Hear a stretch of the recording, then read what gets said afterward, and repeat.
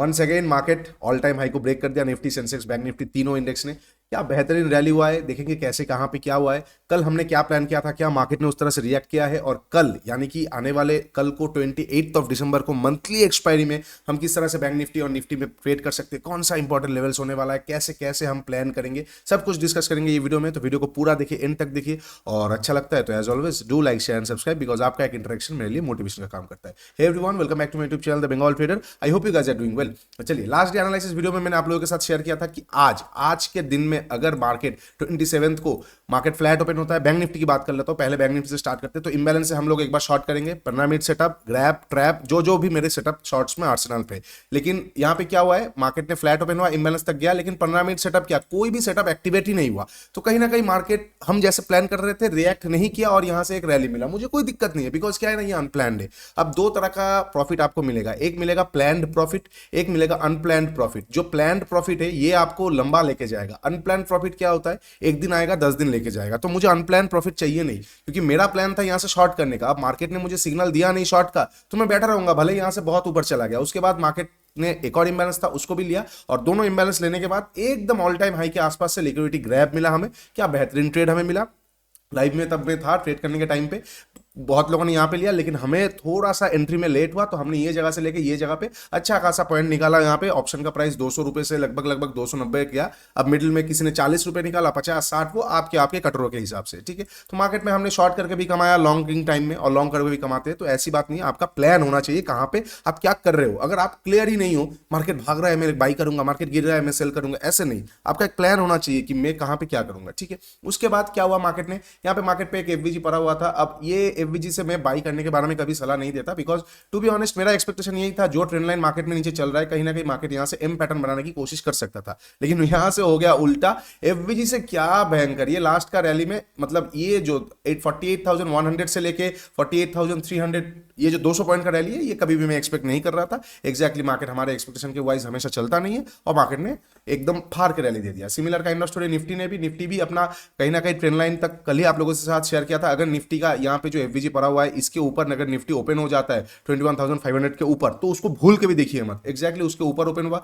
हमने इसको इग्नोर कर दिया, लिक्विडिटी ग्रैब मिला, अच्छा ट्रेड मिला, ट्रेंड लाइन के आसपास गया। लाइव में भी मैंने डिस्कस कर दिया था कि ट्रेंड लाइन के आसपास मार्केट एक बार रिएक्शन जरूर लेगा। रिएक्शन मार्केट ने लिया, लेकिन सच बता रहा हूं, कभी एक्सपेक्टेशन नहीं था ये वाला कैंडल जो 3 बजे का कैंडल आया है, ये मेरा एक्सपेक्टेशन कभी भी था नहीं। मेरा एक्सपेक्टेशन यही था कि यहां से घूम के एक बार अच्छा खासा आ जाए, लेकिन आ नहीं पाया। अब हम देखेंगे कल हम किस तरह से ट्रेड कर सकते हैं। देखिए, जिस तरह का क्लोजिंग हुआ है, कल अगर गैप अप ओपन हो जाएगा तो उसमें हैरानी की बात नहीं है। तो अगर कल गैप अप ओपन होता है सेकेंड हाफ के बाद, पहले हाफ में तो मतलब कुछ ट्रेड ठीक से शायद मिलेगा नहीं, लेकिन अगर कल मार्केट गैप अप ओपन होता है, पहली बात तो इसको हम हटा देते, ठीक है, और देख लेते एक बार कल अगर market bank Nifty gap up open होता है, कहां पे ओपन होगा हमें पता नहीं। जिस तरह का कैंडल आया है, चांसेस है कि एक पुश में गैप अप ओपन हो जाए। अच्छा, गैप अप कहां पे ओपन होगा हमें पता नहीं, एक्सक्यूज मी। तो गैप अप ओपन होने के बाद मान लेते बहुत बड़ा गैप अप के बाद प्रॉफिट बुकिंग सेटअप आया, तो ठीक है हम शॉर्ट कर सकते हैं। लेकिन अगर डोजी टाइप का कैंडल वगैरह आ जाएगा, तो क्या कर सकते हैं ना, मार्केट रेंगते फिर से ऊपर जा सकता है। वहां पे ना तो मैं बाई करूंगा ना तो मैं शॉर्ट करूंगा, बिकॉज आपको एक चीज समझना पड़ेगा,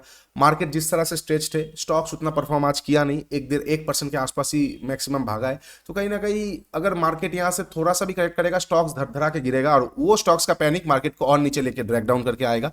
तो मैं कहीं ना कहीं अब क्या है ना, टॉप में तो और बाइंग के बारे में सोच नहीं रहा हूं। करेक्शन आ जाए फिर से मैं ये ट्रेंड लाइन के आसपास बाई कर लूंगा, कोई बात नहीं है। लेकिन यहां से अगर मार्केट यहां से 1000 पॉइंट चला जाएगा, मुझे कोई गिले शिकवे नहीं है, बिकॉज आपको एक चीज समझना पड़ेगा, वोट से पहले हो रहा है, तो वोट 4 साल में एक बार आता है, मुझे 40 साल मार्केट को देना है। तो 4 साल का में से अगर मान लेते 4 हफ्ते मुझे प्रॉफिट नहीं मिला, 4 हफ्ते मुझे कोई ट्रेड अच्छा नहीं मिला, लॉसेस तो नहीं हुआ है ना, ठीक है कोई बात नहीं, फिर से ला लेंगे। तो उसमें कोई दिक्कत की बात नहीं है, क्या प्लान है क्या नहीं है, प्राइस के अकॉर्डिंगली हम रिएक्ट करेंगे। तो अगर गैप अप ओपन होगा, बहुत बड़ा गैप अप के बाद प्रॉफिट बुकिंग सेटअप हम देखेंगे। अदरवाइज फर्स्ट हाफ में मैं वेट करूंगा, सेकंड हाफ में कहीं से भी 48,700 हो, 800 हो, 49,000 हो, कहीं से भी 49,000 तो रिकॉर्ड छोड़ देगा, लेकिन कहीं से भी मुझे एम पैटर्न मिल जाएगा ना, मैं शॉर्ट कर दूंगा कुछ सोचे बिना। लास्ट स्विंग का एसएल देके कहीं ना कहीं ये ट्रेंड लाइन तक का सिंपल है। कल अगर एम पैटर्न आ जाएगा, मैं कुछ सोचे बिना ही शॉर्ट कर दूंगा, और अगर चौच आ गया तो और अच्छी बात है, तो मैं कुछ सोचे बिना ही शॉर्ट करता रहूंगा ये ट्रेंड लाइन तक के लिए, ठीक है। अच्छा, ये हो जाएगा गैप अप पे। इनकेस अगर गैप डाउन ओपन होता है तो इंटरेस्टिंग सिनेरियो हो जाएगा, बिकॉज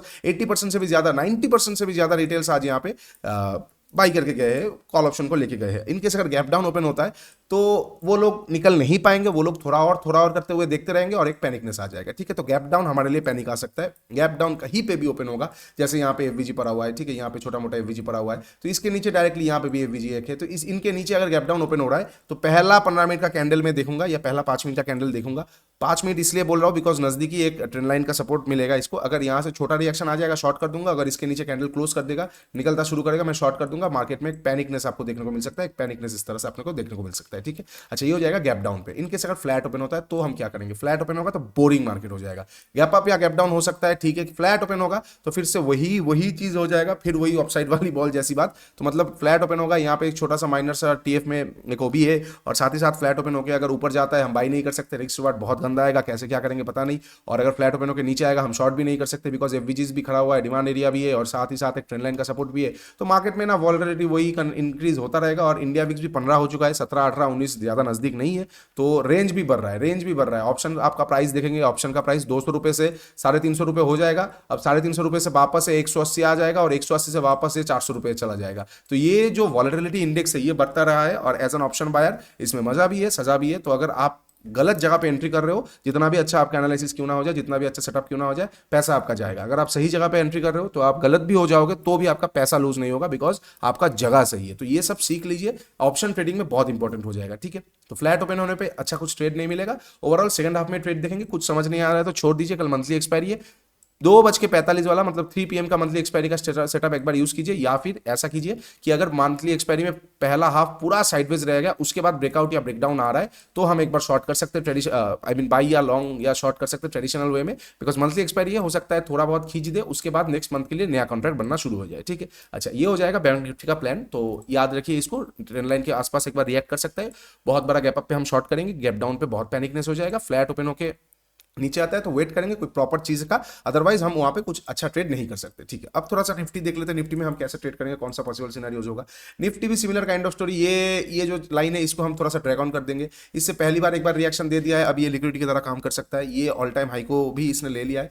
तो सच बता रहा हूं मैं आप लोगों को, जो ये रिएक्शन था यहाँ पे एफवीजी एक ट्रेड बनता है, लेकिन ये ट्रेड इतना मिनिमलिस्टिक होता कि मैं शेयर भी नहीं किया आप लोगों के साथ, बिकॉज टू बी ऑनेस्ट मेरा ये एक्सपेक्टेशन था कि ये वाला ट्रेड में मैं एंट्री नहीं करूंगा, बिकॉज ये वाला ट्रेड शायद इस तरह से मैक्सिमम आता, मैक्स टू मैक्स ऐसा आता जहां पे 1:1.5 वाला रेशियो आता, लेकिन मैं एक्सपेक्ट कभी कर ही नहीं पा रहा आज कि ये इतना लास्ट में खींच देगा। हो सकता है न्यूज हो जाए, हो सकता है बहुत ज्यादा बुलिशनेस है अभी भी मार्केट पे, अभी भी मार्केट गिरने के लिए रेडी नहीं है, लेकिन ठीक है वो मेरे प्लान के अगेंस्ट है, तो मेरे प्लान के अगेंस्ट जाएगा। मैं मार्केट से पैसा नहीं कमा पाऊंगा, लेकिन मेरा ट्राई यही रहेगा कि मार्केट में मैं कुछ दूं नहीं, बस मैं सही होऊंगा मैं कमाऊंगा, मैं गलत होऊंगा तो मैं कुछ नहीं दूंगा या फिर थोड़ा बोरा देख के चला जाऊंगा। ऐसा नहीं कि मैं गलत तो सब कुछ चला गया, मैं सही तो सब कुछ आ जाएगा, नहीं, वो तो जुआ हो जाएगा। ठीक है, तो प्रोबेबिलिटी के साथ हमें रिस्क रिवार्ड के साथ ट्रेड करना पड़ेगा, ताकि हम एक प्रोबेबिलिटी के साथ एक अच्छा विनिंग रेशियो में रह पाए, एक प्लान के साथ हम मार्केट पे रह पाए। ठीक है, अब फ्लैट ओपन होता है निफ्टी में, similar kind of story, flat open होने से बोरिंग मार्केट हो सकता है, गैप डाउन या गैप अप पे थोड़ा इंटरेस्टिंग हो सकता है। गैप अप पे क्यों इंटरेस्टिंग होगा,